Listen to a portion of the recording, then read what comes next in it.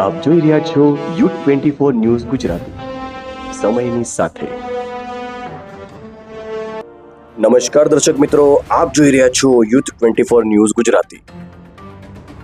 દાહોદમાં દાઉદી વોરા સમાજના લોકોએ 77 યુનિટ રક્તદાન કર્યું।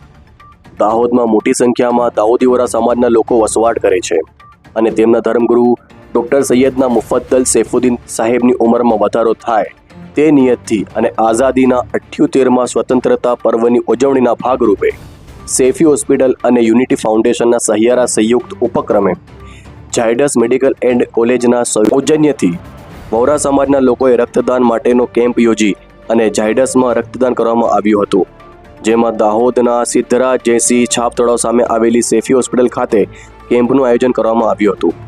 આ રક્તદાન કેમ્પમાં દાઉદી વોરા સમાજની મહિલાઓ અને પુરુષોએ મોટી સંખ્યામાં રક્તદાન કેમ્પમાં હિસ્સો લેવા માટે આવ્યા હતા।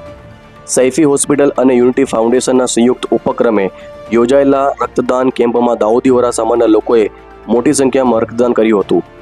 દાઉદી વોરા સમાજના 77 જેટલા લોકોએ ઓનલાઈન ફોર્મ ભરી અને રક્તદાન કેમ્પમાં હિસ્સો લીધો હતો, જેમાં ઝાયડસ હોસ્પિટલને 77 યુનિટ રક્તનું દાન કરવામાં આવ્યું હતું।